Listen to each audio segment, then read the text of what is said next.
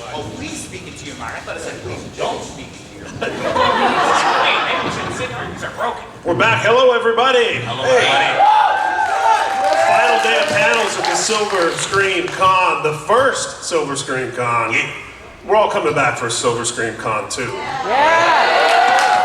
I'm Ryan Downey. I'm your friendly neighborhood panel host, and I'm joined by, I gotta say, you know, I'm a lifetime horror fan, but on the trip out here, this is the panel I was the most excited about. The multiple man, Jamie Madrox. Hello. Monoxide. Salud. Can we get a whoop whoop in here at least just once? Twiztid, ladies and gentlemen. Thank you guys for coming. Yeah, thank you. Now, I did this just on a hunch at the very first panel on Friday, and I've been doing it every panel since because it makes me so happy. I know you're all horror fans. I know you're music fans. Raise your hand if this is your first convention. Damn. See what I'm saying? We were talking about this backstage about how many people hear the word convention but don't know what it means or what it entails, and this is what it's all about. Now you get an idea of what a convention is like. This is the convention life. And you're getting spoiled because they're not always this good.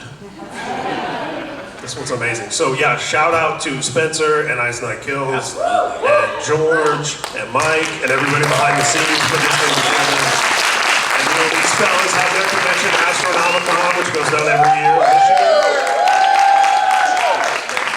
So they know a thing or two about these. So gentlemen, I want to talk about, I mean, we are at a historic moment for Twiztid. How many years? 1 year? 5 years? 10 years?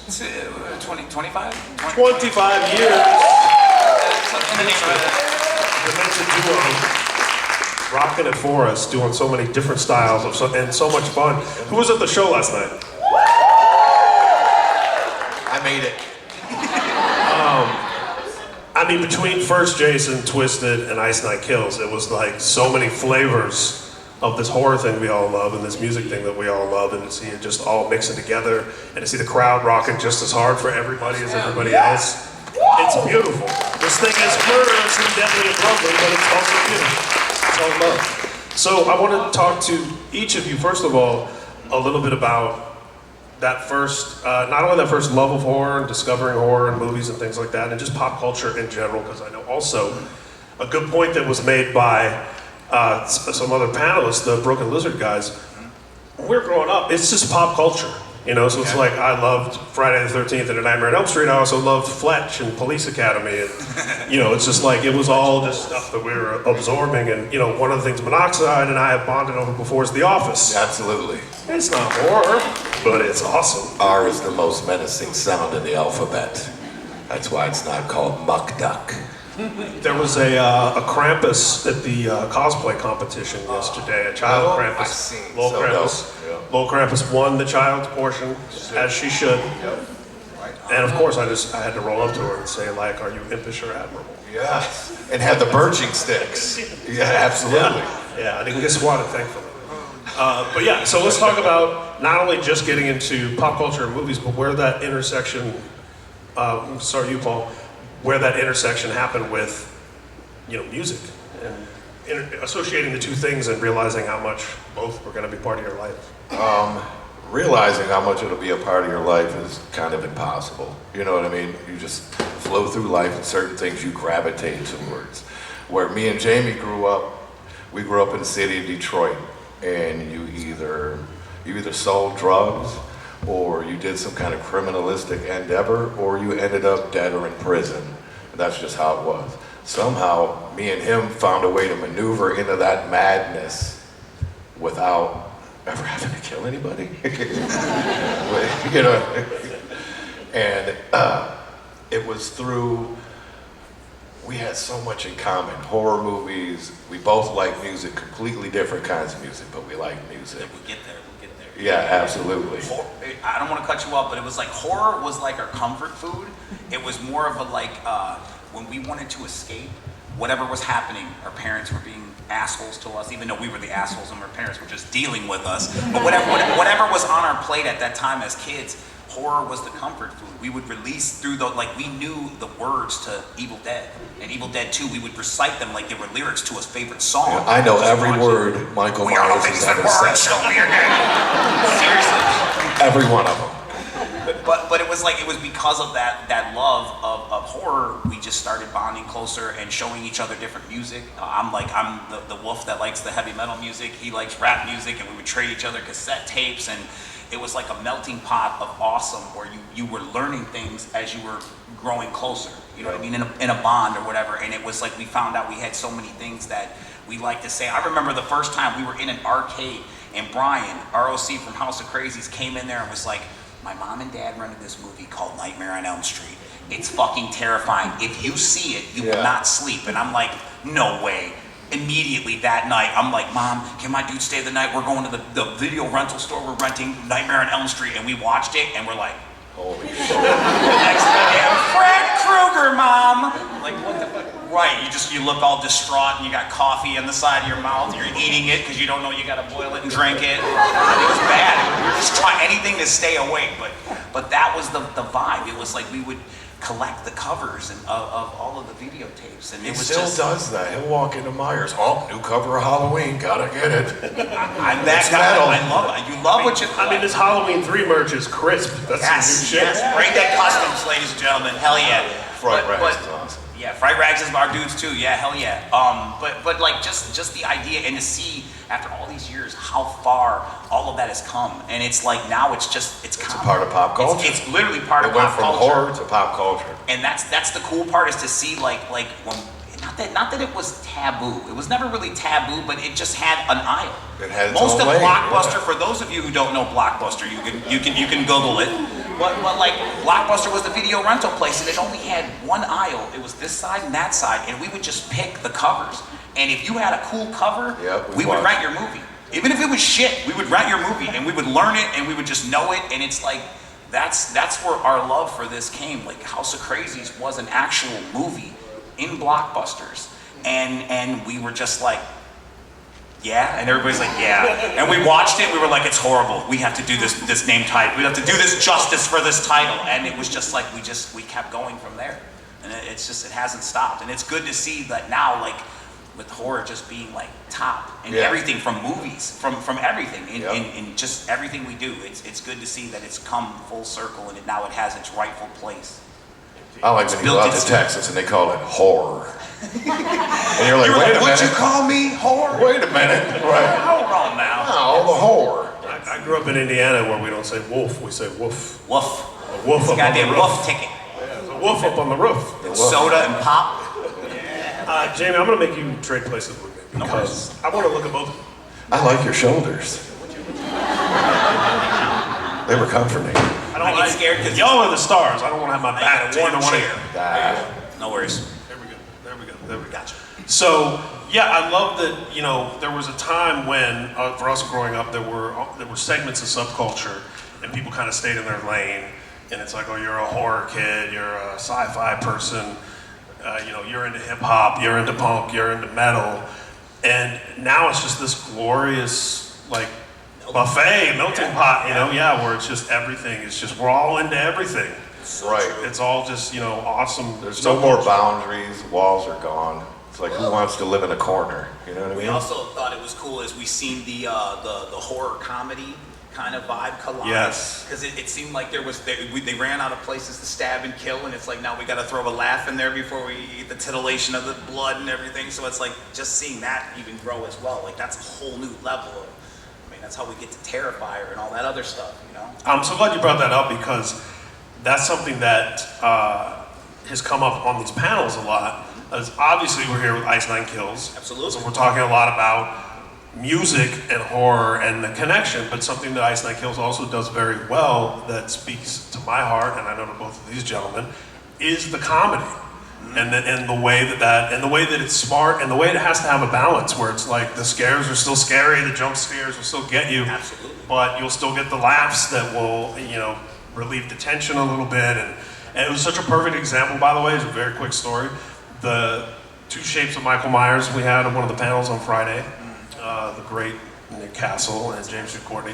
James told this anybody was here for that panel, James told this very moving story about his cat that he had for 21 years and how he modeled a lot of Michael's physicality in the new trilogy on his cat. And you've seen his cat hunt and things. And the cat was with him through all 3 movies, and when they finished filming Halloween Ends, the cat passed away. And he's getting like teary-eyed, you know? And all of us in the room That's are like, his baby. yeah, and we're feeling it, you know? Everybody's feeling it, we're moved. And then there's a little bit of silence, and then Nick Castle says, I also have a cat. His name is Michael Meowers. And it's like, that's it right there. If there was like, you know, a hip-hop verse and then like a breakdown right after that, it would be everything. That's my life. Absolutely. No, yeah, I love that. I love that. It breaks the tension and it brings focus back to where we're at. We don't marinate in the horror or the sorrow for too long. That's the whole idea of it. Like the breakdown you said. Bounces music, it back and forth. Yeah. Comedy is that unsung hero. When it's done right, you can add it to anything. You know what I mean? You can change the face of anything. It's just got to be done right. Sure. Somebody asked, we just had the panel with 3 different Jasons up here. First Jason, and of course the great Kane Hodder, and then we have Mr. Tate, who was in the pivotal, most important scene of FEJ. Yep. And someone asked, would you guys want to do a Jason versus Michael movie? And my thought to that has always been, neither of them talks. I want to write the dialogue. I'll fucking nail it. What are they going to argue about? But the thing is, though, is if you look back, and I correct me if I'm wrong, but I swear there used to be like Frankenstein versus the Wolfman. And neither one of them wasn't talked. Dracula in there, though? At one point, it was. Yeah. I remember. Well, Frankenstein could still say like 5 bad. Yeah. I mean, but fair enough. I mean, but in Rob Zombies, he growls. And by the way, that's the Wolfman in Indiana. The Wolf. Yeah. I'm sorry, the Wolfman. Yeah. Yes, but it's like, so the idea of you would really have to have a creative writer to surround it with the right an amazing supporting cast, Yeah. so that you can get your kill shots and then still have character development. So that's probably why it hasn't been done yet, because it's too much of a task. Somebody's got to figure out how to crack that story. Seriously. Teach them sign language, and they can just. Ari was saying they could do a movie where Jason could text. Where he's like, I'm behind you, motherfucker. I mean, yeah. The other one's just like. BRB, ROTFL. You're trying to Bunch of hide. poop emojis and a knife. All right, kill shit. I get it. Okay, I got it. kill somebody. I'm there. Holy shit. So, I mean, it's got to be, 25 years of Twiztid, if you could speak a little bit about it. I mean, it's got to be validating to be at something like this, that's celebrating everything that you have been about for 25 years, knowing that there were points along the way, especially early on, where it was such a niche, underground, looked down upon, discarded, dismissed kind of thing. And it's like... Just like rap music. Exactly. It's like now there's a whole convention. Yep. I mean, that's got to be validating, right, for you guys to It is, do because it was like we grew up in the like, I want to say it was Creations was the name of the convention scene, and they would put on the Star Trek convention, and I used to take him, and he'd be like, you ain't dressing me up like no goddamn Romulan. I'm like, no, we're just going with my grandpa. It's really cool. We do this. Just come with us. What the fuck is a Wookiee? He's the greatest person to take to any convention, I swear to Christ. But it's like... He brings the east side to the galaxy. Everywhere I go. Right, property value immediately. Give it me. I'm sorry. But it was like our first introduction into like conventions and seeing people and meeting people who were on television and stuff like that. And it was like, to think at that point that there would be something like that specifically for horror music or anything was just unthought of. It was edgy that it was Star Trek and Star Wars and whatever, Starscape or whatever the hell it was at the time. It's like the fact that it was like real sci-fi driven, and there was no element of horror at all at the time. It would have been like just like Aliens, maybe, you're scared of that. That shit. might have been like the most scariest shit at the con, and it's like to see now that we've come so far that stuff is even just pushed to the back. Right, I saw Bloody Carrie walking around this motherfucker. Like, it's come a long way. For real though, seriously. And the comfortability and the acceptance, that's what else I've seen come a long way, because even back then, they'd be dressed up as whatever the fuck you were calling them. A Romulan or a Ferengi. Actually, Ferengi didn't happen yet. Inside at the con that are like, look at these freaks. Like, what the fuck are you talking about? So watching that grow and turn. So now you come in and we don't want to deal with normal. That's not what we want. This is what we want. We want to be ourselves, and we're not normal. Fuck it. And if we can only celebrate that at places like this or Twiztid shows, so be it. As long as we have somewhere that we can do it, that's all we need. I was thinking the other day about how the movie Pretty in Pink, if it was getting pop culture, John. What the fuck is that? Yes. It stars Molly Ringworm. She's a good chick. The great Molly Ringworm. Is that real? No, it's Ringwald. I'm just being a Ah, you knew it. I'm a stalker. So originally, the ending of that film, she ends up with John Cryer's character, Ducky, Yes, right? yes, Who's yes. like, and they The guy showed from 2.5 Men? They showed Yes. Wasn't he banging Yes. Charlie Sheen on that show or something? This is going in a dark place, Ryan. It's got very dark. It's got very dark. I mean, I ain't got no problem. I think that might have been the Ashton Kutcher era. Turn us away. Turn us away. Okay. And then audience test screenings in the 80s, because it's the 80s, were mad that she ended up with Ducky, and they wanted her to end up with Andrew McCarthy, who's like Absolutely. the preppy, The good-looking, whatever. Yeah. And I feel like we've taken over culture enough that now audiences would know. She should be with the weirdo loser Ducky. with no friends. That accepts her He's for the being fucking her. dude. Right. That's it, and that's the thing. I think it took stuff like that though to build the confidence Yes. in people to be like, you don't have to be the pretty boy or the pretty girl. You can actually just be yourself, and other people will respect you for the person. Beauty you is are. on the inside. It is. Well, unless you're at a horror convention, then you wear your insides on the outside. That's it.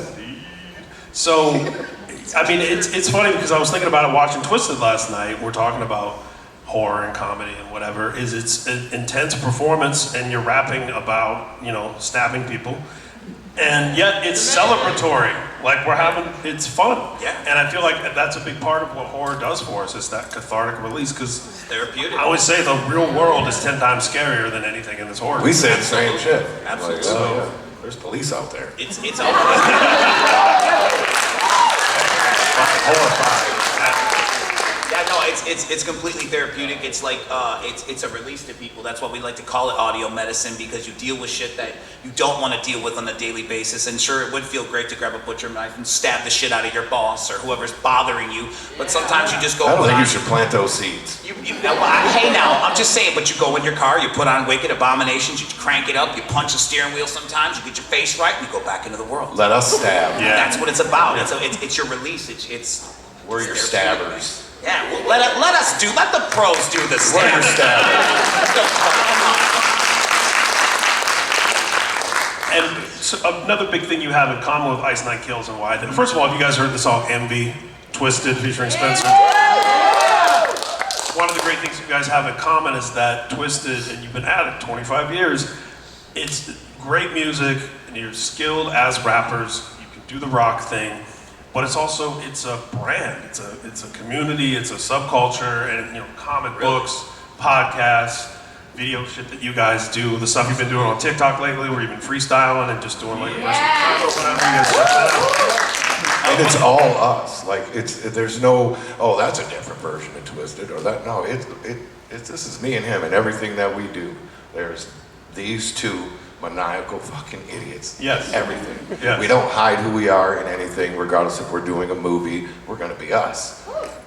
But I think we've also come to understand that we always wanted people's attention, and I feel that for someone like me who is like, why do I follow you? Why do I enjoy what you do? Is because you keep giving me content. You always keep me engaged. That's what I look for. So we try to put that same level back into what we do, so that if you do follow us or It's entertaining. at we least. want to keep that engagement there and have I love you. Gotta follow Right. them. Man, this is great. Yeah. I want people to say that kind of shit, because it's like we give a shit. Right, not like you catch them on a Tuesday, they're fucking awesome. But Yeah. any other Yeah, day, that's it's it. great, Right, yeah, right, like- right. No, I mean, it's like even, I don't know if you guys follow these guys on Instagram, you should. But, yeah, We went shadow banned, so we're hard to find. just like yesterday, this dude posted about I just noticed for the first time my calves are really skinny. Oh yeah. And it's just some random bullshit, but it was as entertaining to me as anything that somebody put, $50,000. That shit fucked me up, man. I know this guy for my whole life, and every day he says something new that just makes me be like, who are you? I'm just I saying. love that. That's great. I don't know what happened. I just happened like, what the fuck? But yeah, Twiztid is like what I call a lifestyle band, you know? Arms with feet at the ends of them. Bizarre. Get a sock on that. Weird. But yeah, we can talk a little bit about that idea of, you know, that your band, your group can be a culture and to itself. I think that something you have in common with Ice Nine Kills, and there's very few bands that we can name. There's not many. What do you think it is that about you and your sensibilities and about your audience that you've tapped into that's allowed you to have this community? I think it's because we honestly give a shit about the people nobody gives a shit about. The people that everybody wants to fucking change or wants them to fit into this fucking box. You know what I mean?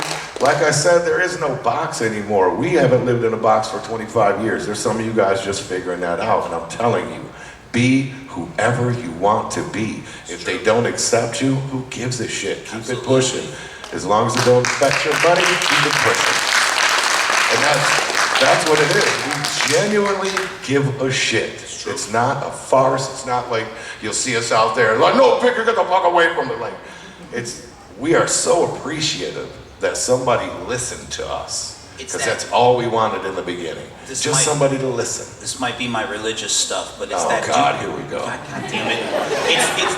It's the. Well, hey, I was taught it. I gotta at least kick it and use it in some places. Do unto others as you would have done unto yourself. So if we're sitting there and I get 5 emails from George, my manager, and he's like, read these, and they're like, you know, hey, my mom's got cancer. I've been a fan forever. You know. You sit there and you type out letters to these people and try to, because you would want that. If that was you and you were reaching out to your hero or whoever that person was and it just had to be discarded. I remember, I'm going to take this full circle. I remember Jimmy Doohan, who is the guy from, he was Scotty in Star Trek. Rest in peace. I thought he was making up names again. Got trapped in the transporter beam. Yes. I just remember him telling a story about how someone reached out to him and he didn't have time to get back to that person. And this is before the days of email. This was like pen letter. And he didn't get to talk to that person, and that person took their life. And it destroyed him. And he was broken by that, and he was just like from that. And again, I believe that you hear everything for a reason.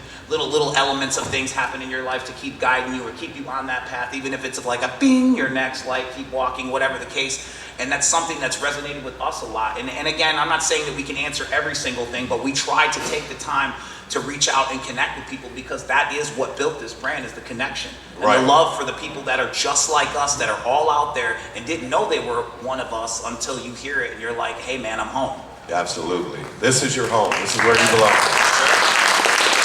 Every one of y'all means everything to me.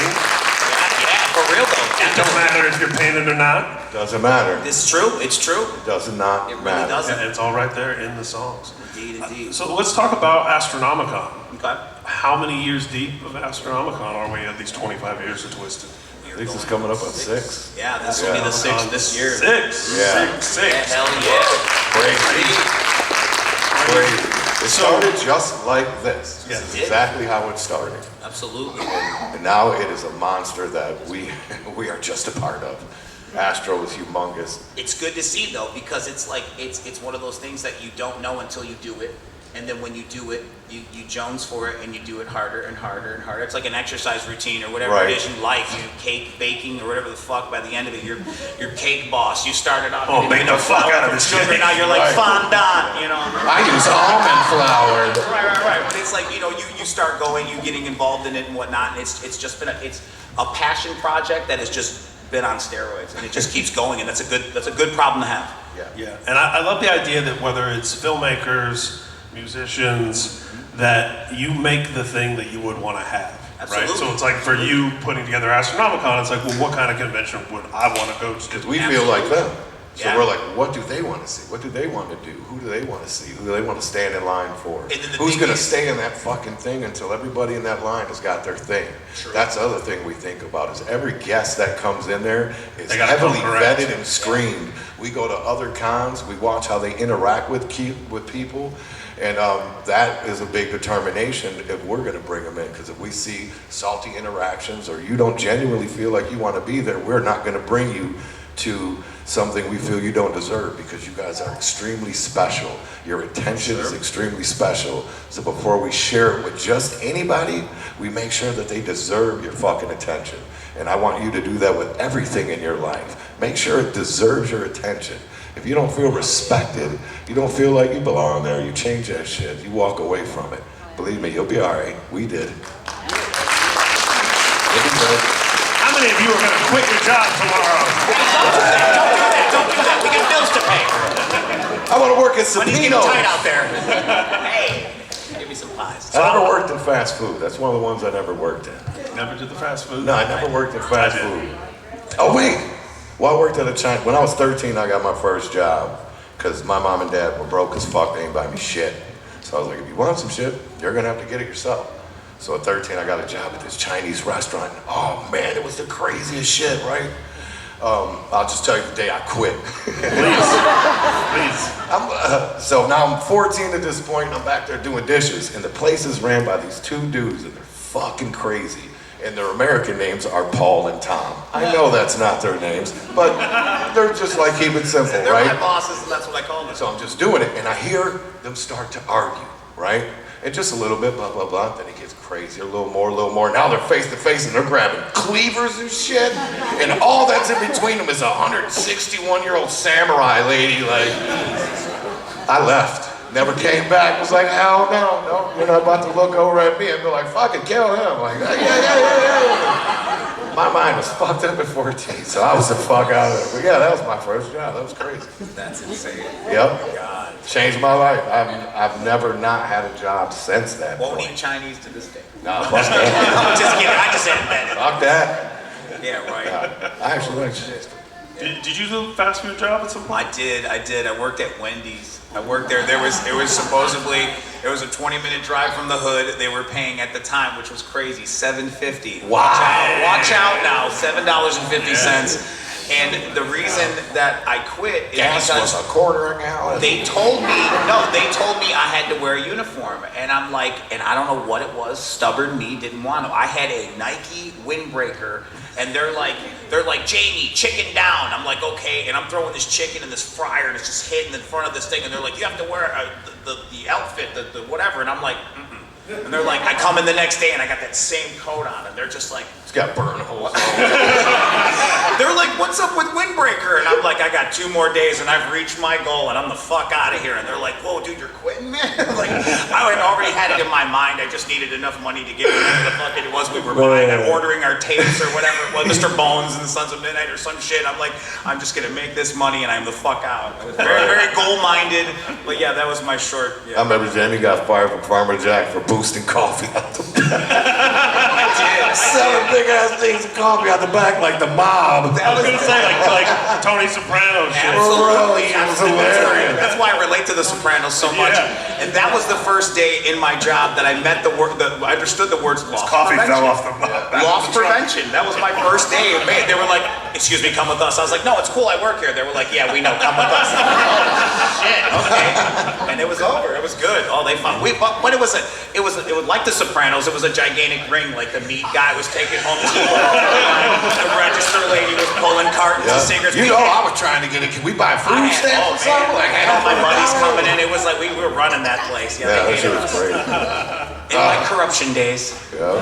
That's how you learn. Don't be a thief. It sucks. Absolutely. Yeah, life lessons. Absolutely. I got caught stealing at Target. Don't ever steal at Target. I'm gonna tell you The some statute shit. of limitations on They this. brought me in a room like this, and there was fucking video cameras and screens everywhere. This is all hypothetical, everybody. It's like a twisted. No, I'm gonna give it to you because I love Allegedly. it. Allegedly. If you're gonna do it, I'm gonna tell you how to get away with the shit. Because I didn't. No, but I swear to God, he was like, you want to see how good our cameras are? I'm like, what the fuck ever, dude? Can we be done with this? And this motherfucker from the front of that building all the way across the parking lot, all the way across Gratiot to the next building could get your fucking license plate. I was like, all right, who gives a fuck? I don't even drive. I'm catching the bus. And you know, I don't see where this is going. You know what I mean?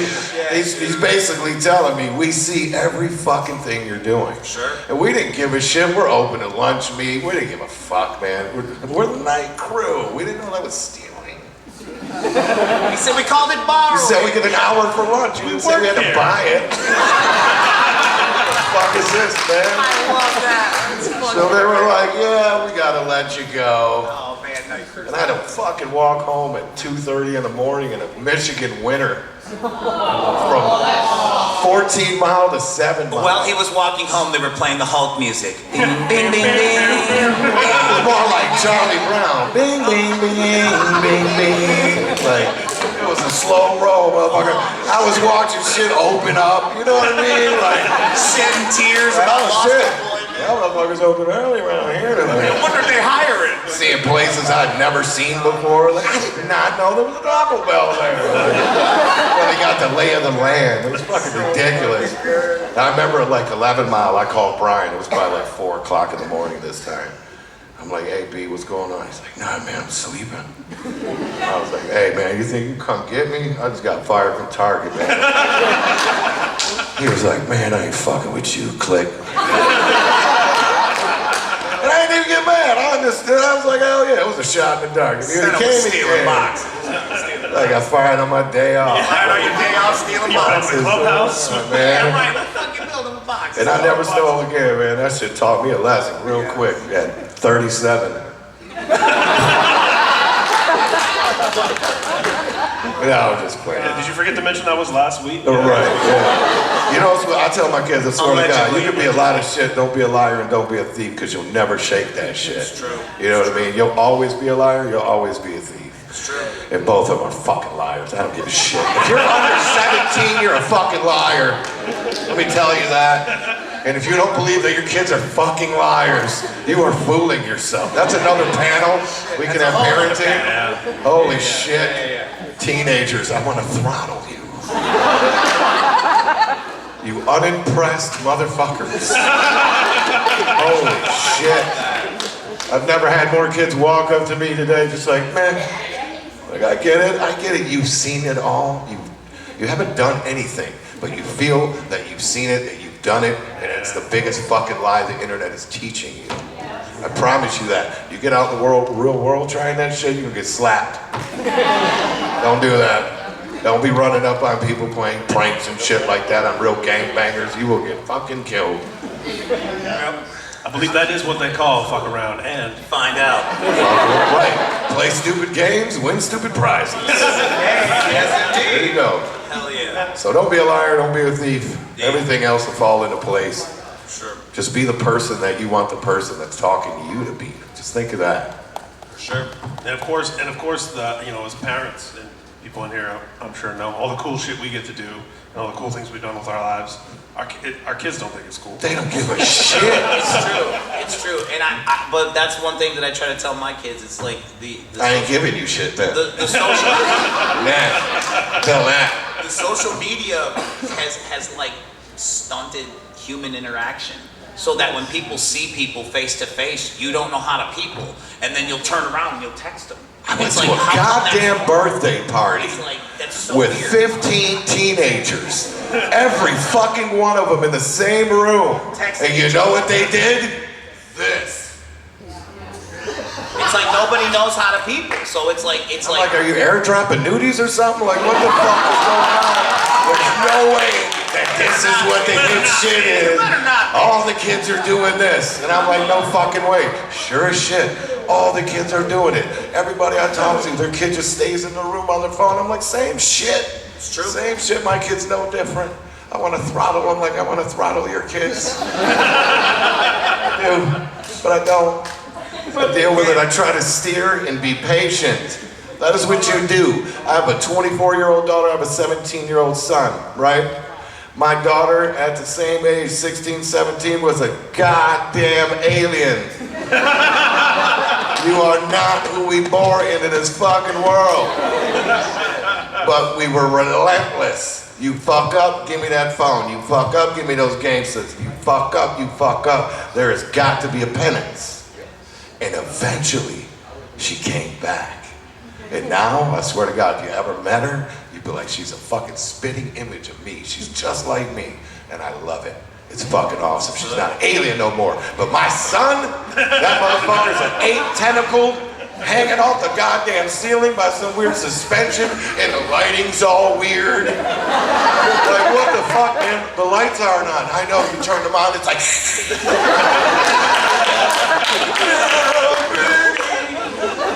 Like, I can fucking see your bone marrow, you pale motherfucker. Like, dude, I just want to make sure you're getting your nourishment.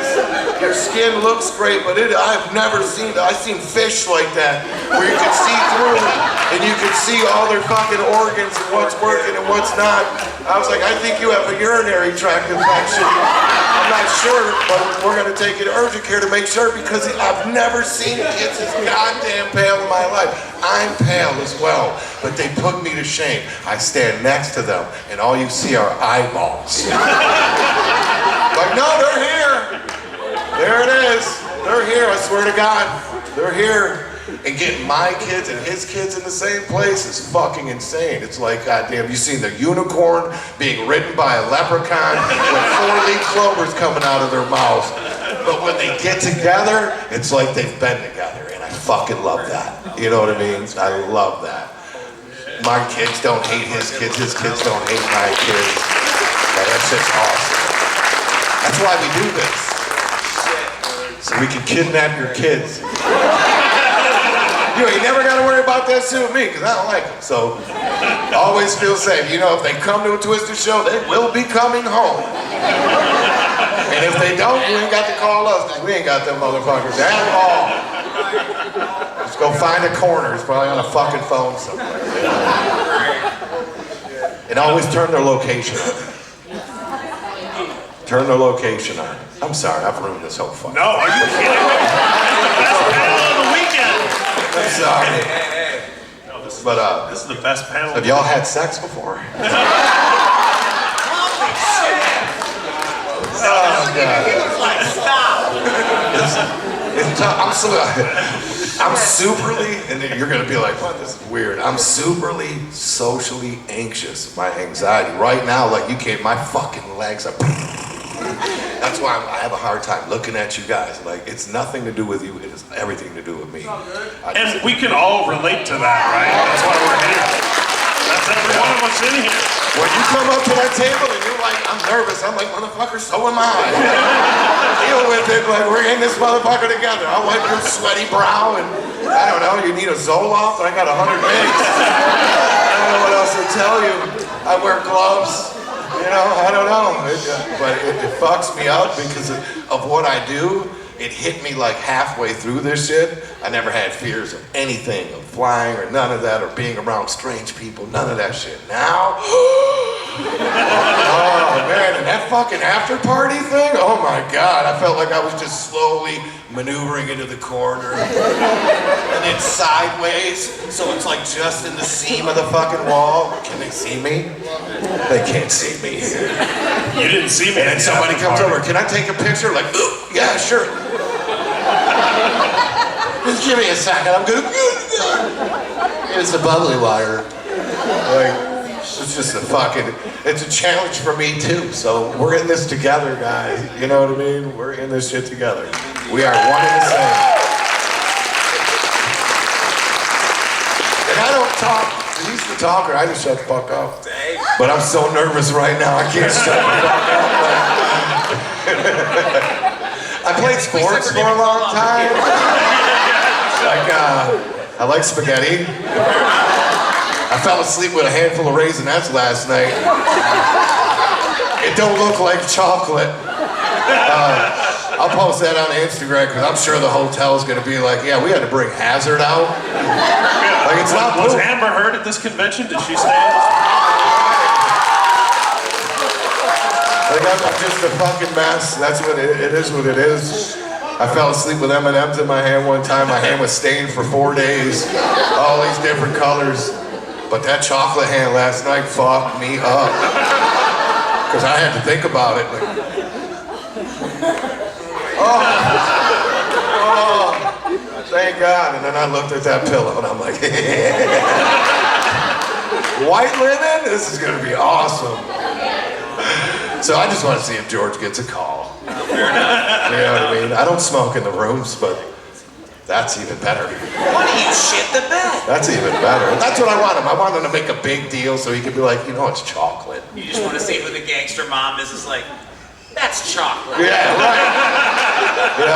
Ew, you're a mom, aren't you? Yep. Yeah. It's the small things, people. Yeah. It's the small things. Fuck yeah. So you guys are working on new music. Oh yeah, we're In our spare time, yeah. Shit. Anxiety's kicking in again. Sorry. Yeah, we actually have a rap record coming out on Black Friday. Yeah. And we have another rap record that's like us and all of our friends. And then the fucking big record comes out next year, and it's a rock record. And it is the record that has defined the sound of Twiztid. We have found our rock sound, and it just so happened that it's with Rob Zombie's guy. I don't give a shit. But when you hear it, you're gonna be like, you fucking nailed it. Like the last one was really good. You could see, like, okay, they have the potential. They can do this. If they really want to do this, I think they could too sport this. And you'll hear it on the next one. The next one's gonna make everybody be like, you could have did this 20 fucking years ago. You know what I mean? The thing that's cool with working with Zeus is that he brings out stuff in us. It's like something that was on my I guess you could call it Christmas list, laundry list of like I've always wanted to sit down with a producer and have them like not necessarily tell us what to do, but like suggestions.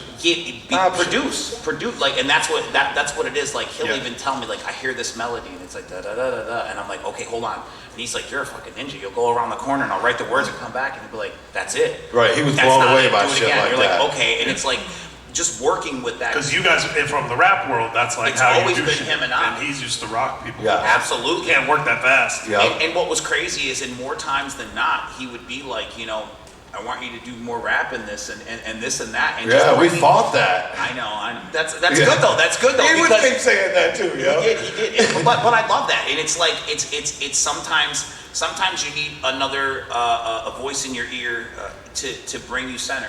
Yeah. And I think in that record he was that voice with you again, guiding that voice. But nevertheless he was that voice and like captured a lot of really good music from us that We did stuff that neither one of us thought we could do. Not that I wouldn't say that we weren't capable of, but We just not didn't something know that you could do it. we would do. And it's like that was the whole reason to collab and come together and mix that peanut butter and chocolate together and get that like holy shit. And that's something that people don't always necessarily understand, that like producers, it's not about, and some are, but it's not about a producer that comes in and like writes your record for you or tells you how to sound. This is more of a situation where it's somebody who takes in what you've done For sure. and gets to know you and understand what you are and says, all right, here for me is an outside perspective. Here's what I think is I think awesome there's an about you. immense Absolutely. discrepancy that people think beat makers are producers, and it is completely different. A beat maker is just that. They make a beat, you buy it from them, and you lay the magic on it. With a producer that actually comes in and you write the music together, and you write the words together, and literally collab. We've never had that, ever, until this. Our process was really cool though. Like he sent a few tunes and then we were like tracking stuff and sending it back to him, and I was just waiting to get the go fuck yourself, text, because I don't know, we're working with new people, but he was just like, holy shit, man, try this and that. We thought that laundry was going to be a laundry list of changes. And For real, dude, seriously, and it was just like, he was vibing with what we were putting down and then like accentuated and brought out more out of it. So it was like, it's perfect. When you guys hear it, I'm definitely positive you're going to be like, holy fuck, dude, seriously. Somehow, Raising the levels. fucking lead singer of Queensryche plays drums on the whole record. It's true. That too. Fucking dope. Tory. And I'm telling you, that dude can beat some skins. Like, holy shit. So just, that was dope to me that he was like, yeah, I played Queensryche some of the stuff. And I was like, they loved it. They were blown away. They were like, that's them. He said, that's basically the same thing. Rob was like, holy shit. Yeah. Like, blown away. Like, oh, that makes me feel really good. Like, okay. It's just, 'Cause it's we're different. still skinnerish. Like, we'll go rap with anybody. We don't give a fuck. We're the best of the best. But now we're coming to new uncharted territories. But that's fun though. It keeps us on our toes and doesn't make us be sloppy. We're Our always trying to humbleness sharpen the makes it pencil. work, though. You know, we're not in like, Indeed. there's the rock. I was going to say something so out of line. No. All I can think is my Layla over there. Like, no. Don't say it. All right.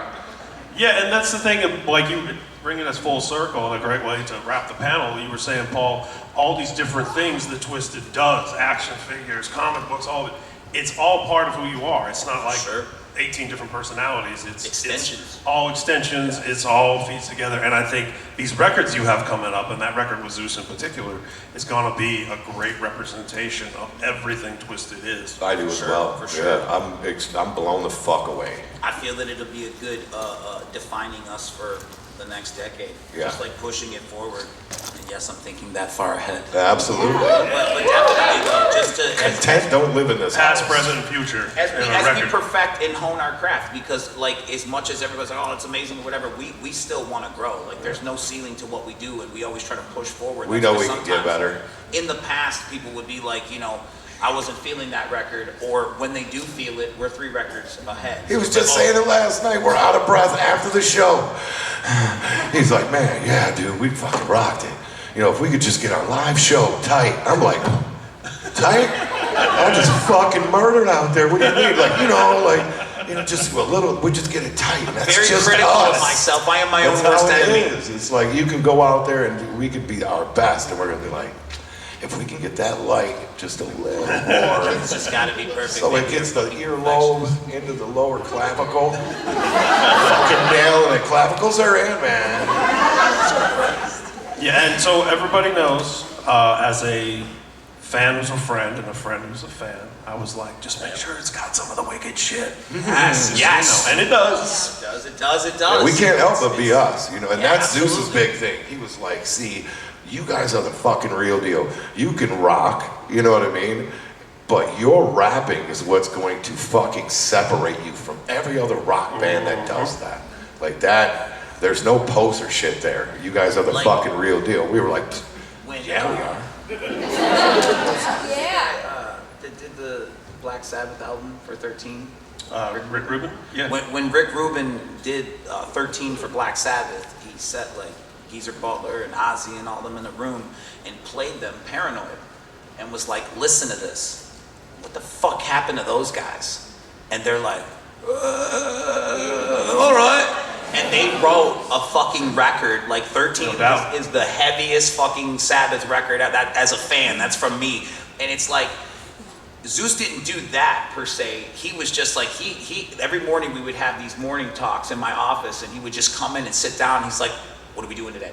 And he's like, where's your mindset? And we would just have these conversations where I'm like, in a sense, he's like digging in my head and getting me ready for the day. And it's just like a lot of things. So it wasn't a sit down and listen to your own record and where the fuck is this guy? He's like, where's this guy at today? And how can we make this better music for tomorrow? And it was just like the process and the procedure. You can hear it in the fucking music. You'll It's hear it. that good. It's that And good. you know, Rick Rubin did that with Metallica on Death Magnetic. Seriously? And it was the same thing where Yeah. he sat down with them and listened to Master of Puppets. You need to Seriously, man. remember what got Sometimes you you there. have to go backwards Yeah. to refine yourself, because you try so many things because you want to grow as an artist as you go outward, but sometimes you forget And then you to get come full back to circle center. where it's all, everything you've learned and grown from and evolved from is still part of it and Absolutely. making it better. Yeah. Filmmakers, it's art, and it's, you know, art. It's all the same Absolutely, way. no, but for us, you know, it's like it was important to have that happen, because it was a sense of realism, and it literally centered us back into the way of, we've always been hungry, always been, you know, grinding and whatever, but it like put us back in the mindset of We're afraid. we're moving. We live every day like tomorrow's not going to be here. Fight or flight. Every day. Yes, indeed. Every day. Yes, indeed. Is a gift. God damn it! Every day is a gift. You There ain't we go with promised the shit in religion. this world. How much do we love these two men up here? Rocks and Monoxide, all Twiztid. Thank you, guys. Silver Screen Con 2 next year, Astronomicon 6 next year. Do me a big year. We're all going to be there for both of those, right? And I wrote a horror movie. Oh, Keep going. Oh, you Thank you, just gentlemen. wait. I appreciate you. Thank you, brother.